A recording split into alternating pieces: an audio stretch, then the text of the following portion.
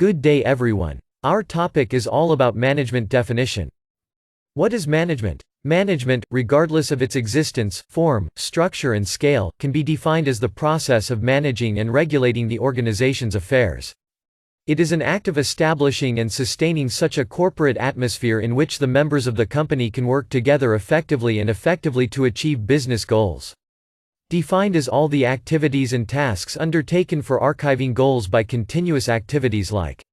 Management is characterized as all activities and tasks performed by continuous activities such as preparing, coordinating, leading and controlling for archiving objectives.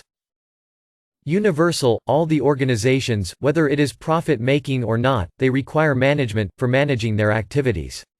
Hence it is universal in nature. Goal-oriented, every organization is set up with a predetermined objective and management helps in reaching those goals timely and smoothly. Continuous process, it is an ongoing process which tends to persist as long as the organization exists. It is required in every sphere of the organization, whether it is production, human resource, finance or marketing. Multi-dimensional, management is not confined to the administration of people only, but it also manages work, processes and operations, which makes it a multidisciplinary activity. Group activity, an organization consists of various members who have different needs, expectations and beliefs. Every person joins the organization with a different motive, but after becoming a part of the organization they work for achieving the same goal. It requires supervision, teamwork and coordination, and in this way, management comes into the picture. Dynamic function, an organization exists in a business environment that has various factors like social, political, legal, technological and economic. A slight change in any of these factors will affect the organization's growth and performance. So, to overcome these changes, management formulates strategies and implements them. Intangible force, management can neither be seen nor touched, but one can feel its existence, in the way the organization functions. Precisely, all the functions, activities and processes of the organization are interconnected to one another. And it is the task of the management to bring them together in such a way that they help in reaching the intended result. Top-level management, this is the highest level in the organizational hierarchy, which includes board of directors and chief executives. They are responsible for defining the objectives, formulating plans, strategies and policies. Middle-level management, it is the second and most important level in the corporate ladder, as it creates a link between the top and lower-level management. It includes departmental and division heads and managers who are responsible for implementing and controlling plans and strategies which are formulated by the top executives. Lower-level management, otherwise called as functional or operational level management. It includes first-line managers, foremen, supervisors.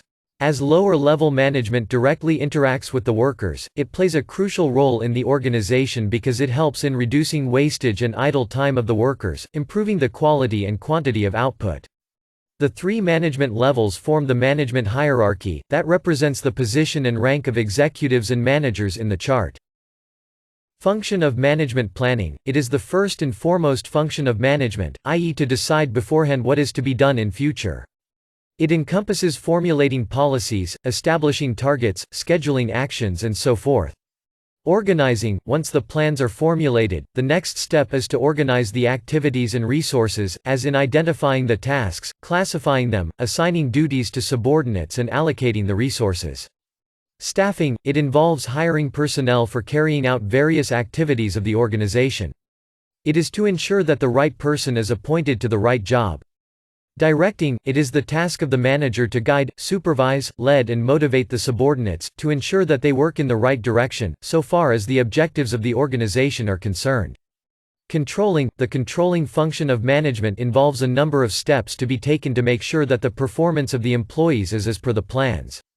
It involves establishing performance standards and comparing them with the actual performance.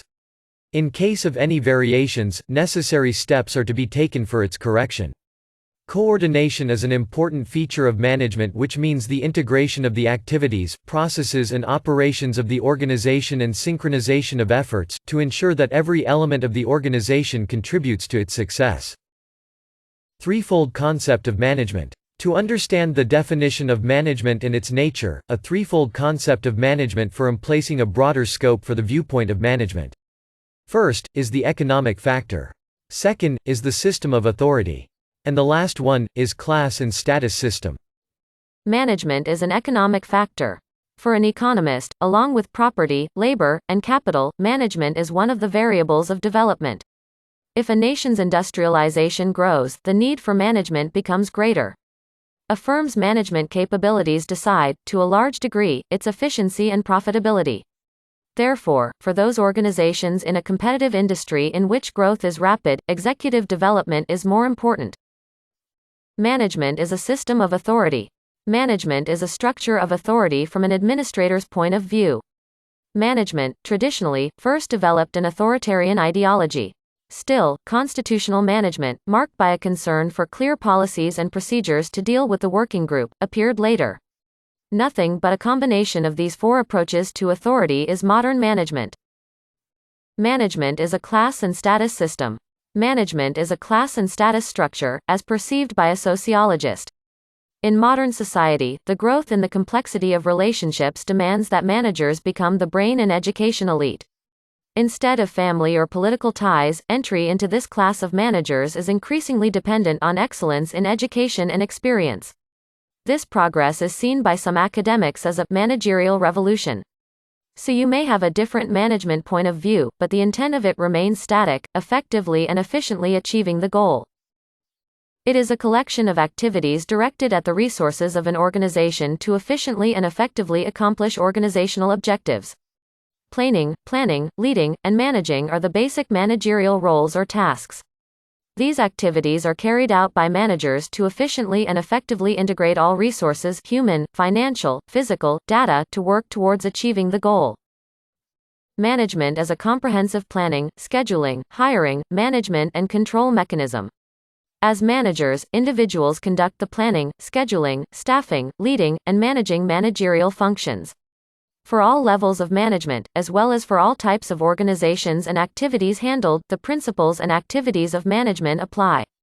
The aim of all executives is universal, to create a surplus. Management describes a particular group of individuals whose role is to direct other people's efforts and activities towards shared goals. Management is concerned with productivity, thereby meaning efficacy and performance. An organization's production factors such as manpower, money, land, facilities, etc. are used efficiently and effectively planned to achieve organizational goals by management. Management must pay attention to the fulfillment of the stakeholders' goals. The art and science of getting work done by other people is management. Types of management styles. There are three broad categories of management styles: autocratic, democratic, and laissez-faire. Within these categories, there are specific subtypes of management styles, each with its own pros and cons. 1. Autocratic management styles. This type of management follows a top-down approach, with one-way communication from bosses to employees. This is the most controlling of the different management styles, with the management making all workplace decisions and holding all of the power. Employees are treated as drones, to be monitored closely as they perform within clearly defined perimeters. Employees are not encouraged to ask questions, submit ideas, or share their thoughts on improving processes, and are in some cases actively discouraged from doing so. The subtypes of autocratic management style are authoritative, persuasive, and paternalistic. Authoritative management style. In this style, managers dictate exactly what they require their subordinates to do and punish those who do not comply. Pros: this management style allows quick decision-making and creates clearly defined roles and expectations. With unskilled workers or large teams, setting clear and solid expectations can allow workers to operate without uncertainty. Productivity will increase, but only when the manager is present. Cons: the negatives of authoritative management style includes an increase in the dissatisfaction of employees, which leads to higher turnover, resentment, a lack of professional development and employee engagement, and the formation of an us versus them mentality between employees and management. Innovation is stifled and inefficient processes will remain in place. Persuasive management style. In this style, managers use their persuasive skills to convince employees that the unilateral decisions that the manager implements are for the good of the team, department, or organization. Pros. Management can establish a higher level of trust between themselves and employees will accept top-down decisions more easily. Employees respond more positively to reason and logic than they do the threat of punishment, and may feel less constricted than those managed with an authoritative style. Cons. Employees will still chafe under the restrictions they are placed under, and become frustrated that they cannot give feedback, create solutions, or upskill in a meaningful way. Paternalistic management style. In this style, managers use their persuasive skills to convince employees that the unilateral decisions that the manager implements are for the good of the team, department, or organization. Pros. A paternalistic manager is focused on the welfare of their employees, and will base their decisions on what is best for their staff. Upskilling and employee education are valued, leading to happier, more skilled, more productive employees. Cons. Employees can become too dependent on management, leading to a lack of innovation and problem solving.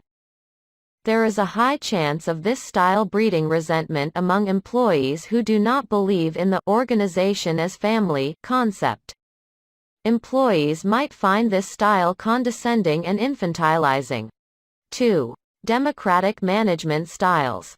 In this style, managers encourage employees to give input during the decision-making process, but are ultimately responsible for the final decision. Communication goes both ways. Top-down and bottom-up, and team cohesiveness is increased. This process allows for diverse opinions, skills and ideas to inform decisions. Consultative management style.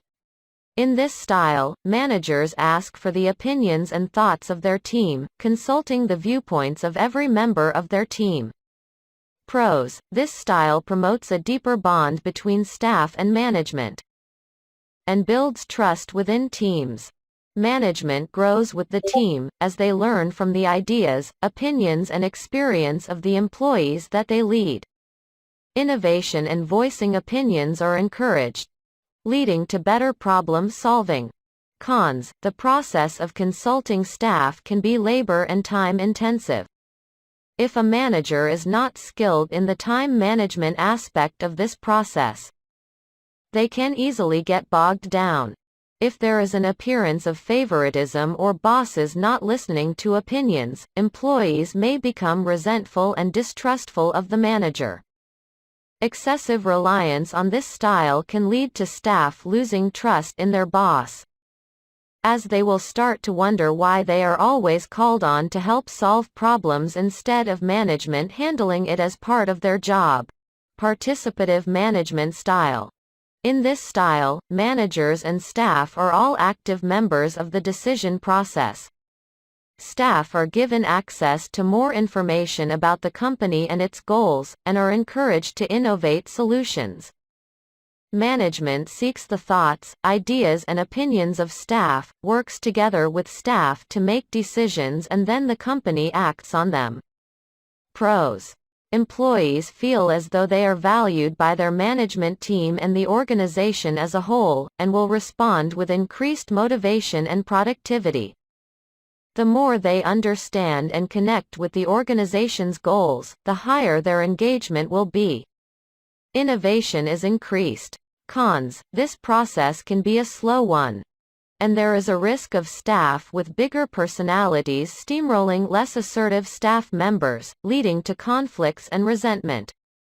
In industries with trade secrets, letting staff have access to sensitive information can be risky.